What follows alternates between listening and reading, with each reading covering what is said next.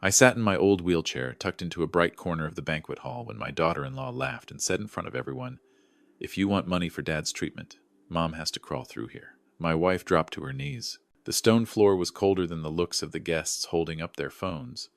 My son did not stop it. He only said, "Mom, don't ruin my birthday." In that moment, I understood a bitter paradox.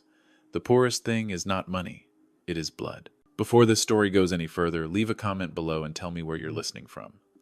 And if you want to stay with stories like this, stories about family and truth, please subscribe and tap like. Now listen on, because what happened next is even harder to accept than what you've just heard.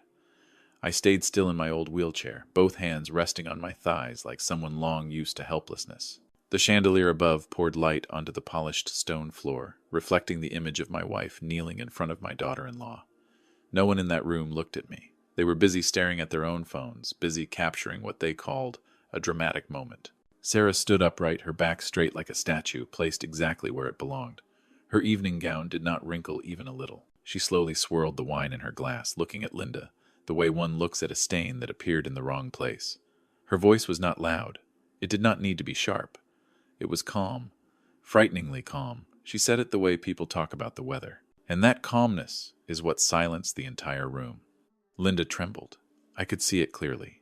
Her shoulders had grown thinner over the months I had been sick. She did not cry.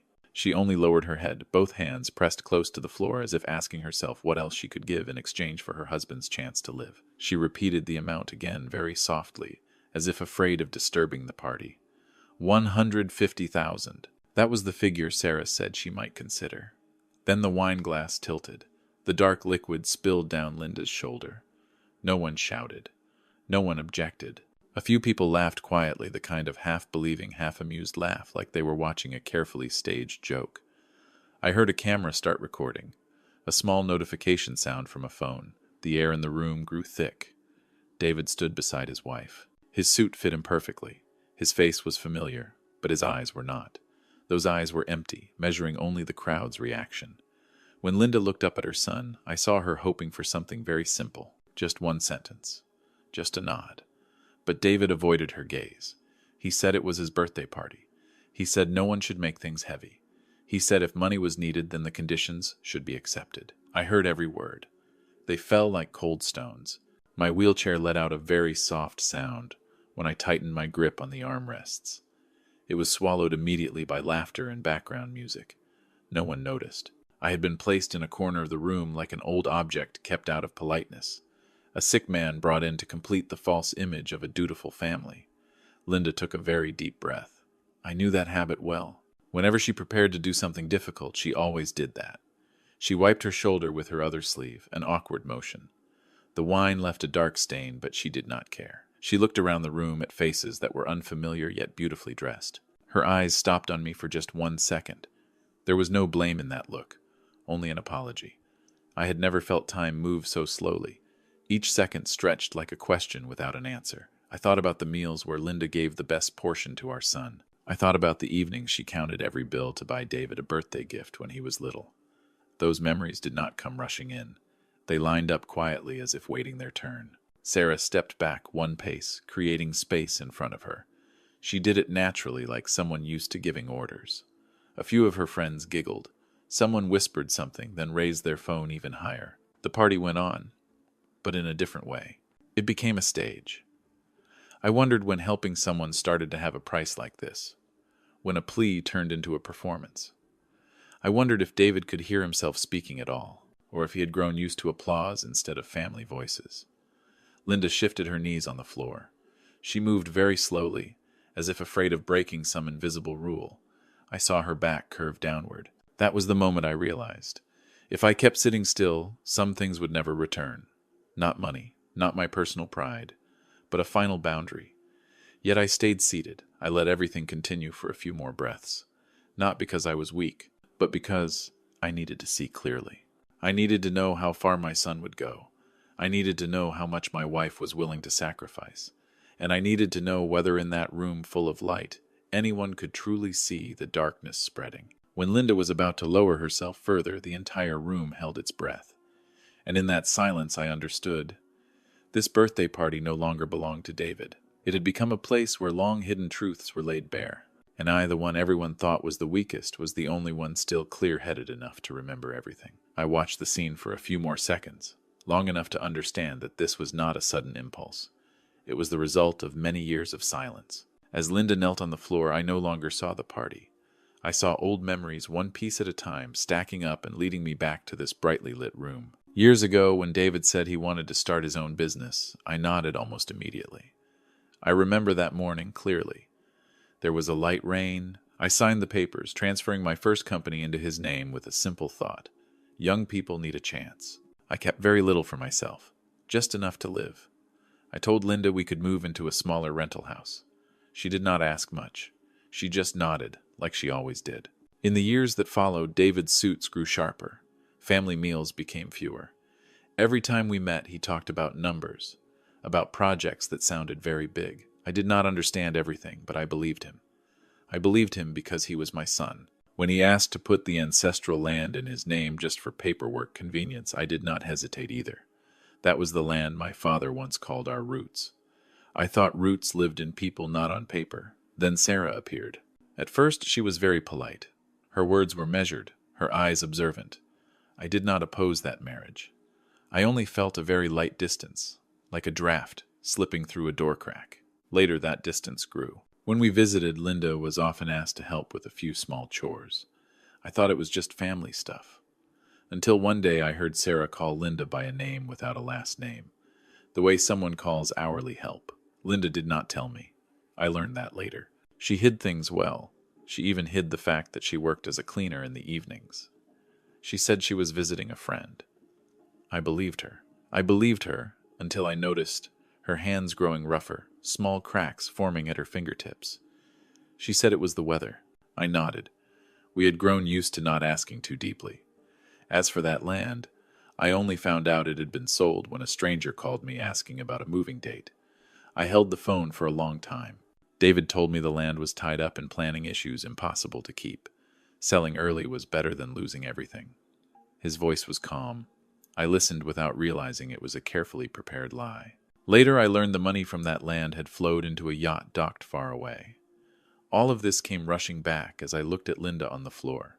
I realized I had confused patience with closing my eyes. I had called it trust, but it was really neglect. I had left Linda alone to carry things she never should have carried.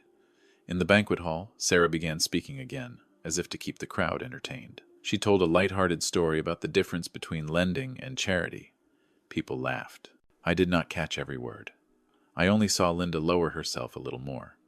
Every movement was slow, as if she feared being mistaken for resistance. David stood there, a wineglass in his hand, eyes fixed on his phone. He did not look at his mother. He did not look at me.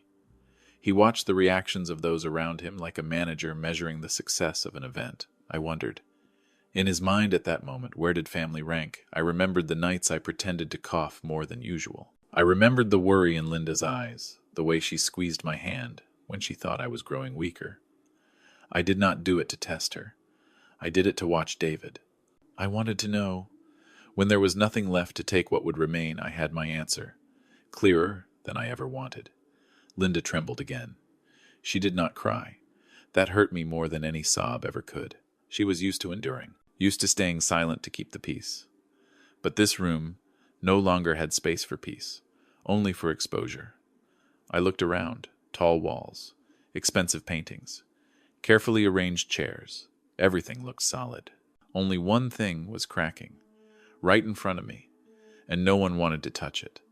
I wondered if I stood up right then, would anyone understand, or would they just see it as another unexpected detail to record? Linda reached her hand forward, as if to steady herself. That was the moment I knew these memories were no longer just reflections. They were pushing me out of the wheelchair little by little. Not with rage, but with a cold clarity. I had seen enough. And when someone has seen enough, silence is no longer an option. Linda stopped halfway, as if an invisible thread had pulled her still. The room grew quieter than before, not out of respect, but out of anticipation. Sarah glanced at her watch, then back at Linda, impatience hidden behind a thin smile. She said she had reconsidered. Her voice was even like reading from a note. She said the money no longer made sense, that his condition was not suitable for further investment. When she finished, she leaned over and picked up a small purse from the table. I saw Linda lift her head. There was no pleading left in her eyes, only emptiness. Sarah opened the purse and poured a handful of loose bills onto the floor. The sound of them hitting the stone was sharp, louder than the music. She said that amount was enough to take care of the necessary things. Her wording was neat, precise, nothing extra. People around them chuckled softly, as if they had just watched the climax of a well-rehearsed scene. David stepped forward one pace. For a very brief second, I thought he would say something to end this, but he did not. He pulled out his phone, adjusted the angle, and started a live stream. He told the screen this was a lesson, that there were limits one should not cross. He did not say his mother's name. He did not need to. The image on the floor said everything. Linda bent down, not because of the money. I knew that. She bent down because she did not want this to drag on any longer. She picked up each bill carefully, like gathering sharp fragments that could cut her hands. I saw her back tremble slightly. No one stepped forward. No one stopped it. The people who had just wished David a happy birthday now stood silent, focused on their own screens. I felt my breathing grow heavier. The wheelchair beneath my hands suddenly felt unfamiliar. I thought about all the times I chose silence to keep the peace. All the times I told myself things would work out. And I understood. If I stayed seated, I would become part of this in a way I could never undo. I placed my hands on the floor and pushed myself up. My knees shook a little, but not from weakness. The room stirred. Someone muttered something. Someone turned off their phone. David looked at me, for the first time that night. Confusion flickered in his eyes, then quickly disappeared. I walked toward Linda. Each step was deliberate. I bent down beside her. I said nothing. I simply placed my hand on her shoulder. I wiped the dried wine stain away slowly, like smoothing out a crease in clothing. Linda looked up at me. She tried to speak, but I shook my head. No words were needed now. I turned to David. I did not raise my voice. I did not accuse. I only said that once certain things are turned into entertainment, there is no way back. I said that wealth, when used only to hide emptiness, will eventually collapse on itself. I called him by name. The room fell completely silent. Sarah let out a short laugh. She said I should return to my seat, that I was making things uncomfortable. I looked at her for a long moment, not with anger, but with final judgment. I realized she had never seen us as family. We were just part of a backdrop she could rearrange. David ended the live stream. I saw his hand shake as he did it. He said I was overreacting, that everything could be handled privately. I shook my head. I said what happened here was already public, and once something is public, there is no such thing as private anymore. Linda stood up, leaning against me. She felt lighter than I expected. I thought about the years she carried things for me that I never saw. I thought about how I owed her clarity. I looked back at the room, every face, every averted gaze. I said, this party did not need to continue, not because of me, but because it had gone too far beyond anything deserving respect. No one applauded. No one argued. This silence was different. It was no longer curious. It was heavy. I knew that from the moment I stood up, everything had crossed a breaking point. Not a loud collapse, but a crack that could never be sealed with late apologies. I helped Linda walk a few steps. Behind us, I heard Sarah say something to David, her voice low. I did not turn back. I did not need to hear it. What needed to be exposed had been exposed. What needed to fall silent had fallen silent. And in that moment, I understood. People do not lose their family in a single night. They lose it through small choices, one by one, until there is nothing left to hold on to. I did not walk fast. I did not stop either. I simply supported Linda for a few more steps, just enough to move away from the center of the room. Behind us, no one tried to stop us, not out of respect, but because they were waiting to see what would happen next. I could feel that clearly. The curiosity was still there. It had only changed direction. Just as we stopped near the large glass doors facing the garden, I heard a familiar sound, the roll of wheels on gravel, not my wheelchair. From outside, black cars entered the driveway one by one. They were quiet. No horns. No rush. They appeared as if arranged in advance, at exactly the right moment. Sarah turned first. The smile on her lips slowed. David looked out as well. I saw him frown as if trying to remember whether he had invited anyone like this. The other guests began to whisper. A party built on control had suddenly lost its rhythm. The main doors opened. There was no noise. Just a few men walking in, dressed more simply than what this room was used to seeing. They did not look around. They walked straight toward me. When the man in front stopped, he gave a slight nod. "Sir," he said quietly. "Just one word." But the room changed instantly. Sarah fully turned around. She looked at me, then at the men, her expression shifting from irritation to calculation. David stepped forward and said this was a private event. One of the men handed him a business card. David took it, glanced at it, then froze. I saw his shoulders tense. I kept my hand on Linda's shoulder. I told her we did not need to go anywhere. She looked at me surprised. I nodded. She understood. She was used to me not saying much. I turned to David. I said it was time to end the performances.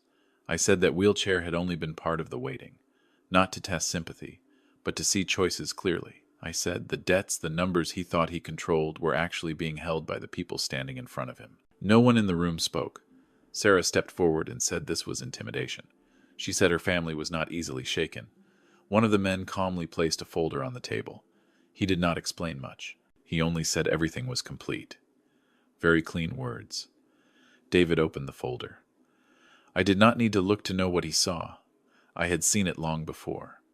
Signatures, timelines, clauses he had never read carefully because he believed he was above them.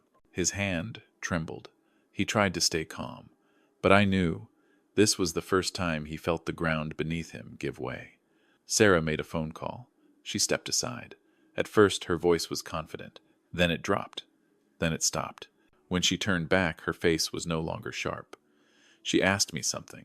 I did not answer, not out of contempt, but because no answer mattered anymore. I told David I was not taking back what I had given. I was only ending my protection. I said what came next was not punishment. It was consequence. Consequences he had delayed by pushing them onto others, onto his mother, onto those weaker than him. Linda tightened her grip on my hand. I knew she was shaking, not from fear, but because everything was happening too fast. I leaned in and told her things would be okay. Not the old way, the right way. One of the men added a few words about temporarily freezing certain management rights. No heavy language. None was needed. The room already understood. Guests began to quietly gather their things. No phones raised, no laughter. David stood in the middle of the room like someone whose stage lights had just gone out. He looked at me again, this time without defenses. He asked why. I said I had given him enough time to stop on his own. He did not. And when someone does not know how to stop, eventually they are stopped. Sarah stood beside him, silent. For the first time I saw her say nothing, not because of regret, but because there was no longer a place to stand above. I took Linda's hand and walked outside. No one followed. None was needed. The air outside was cooler. I took a long breath, not to release anything, but to confirm that what had just happened was real. Behind us, the party ended in a way no one had planned. No breaking sounds, no chaos, just a very clean closing. And I knew, for David and Sarah, this was not the end of their story. But for Linda and me, this was the moment we stepped out of our final role. We sat in the car for a long while without speaking. Linda leaned back against the seat, her hands resting neatly on her lap. I looked out the window and watched the rows of trees drift slowly past. When the noise of the party was far behind us, I realized my breathing had evened out. Not relief. Stability. The feeling came late, but it was real. Linda spoke first. She asked if I was tired. I shook my head. She asked if I regretted it. I thought for a moment, then said, if I did, it was only that I had waited too long. Linda held my hand very gently. She did not say anything else. We understood each other without explanation. A few days later, I sent David a letter. Not to argue, not to accuse. Inside were only basic documents and an old birth certificate. I wrote one short line in slow, careful handwriting. I gave you life. The rest is your choice. No blame, no conditions.